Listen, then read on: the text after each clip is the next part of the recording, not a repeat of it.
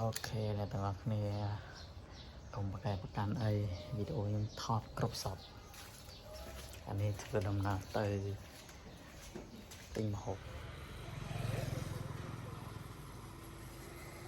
Hello một bên nè hả nó tê hả ế đi gần tinh mà hộp nhâm bài sẵn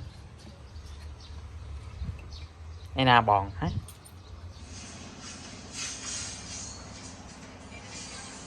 đầm một bài đầm một bài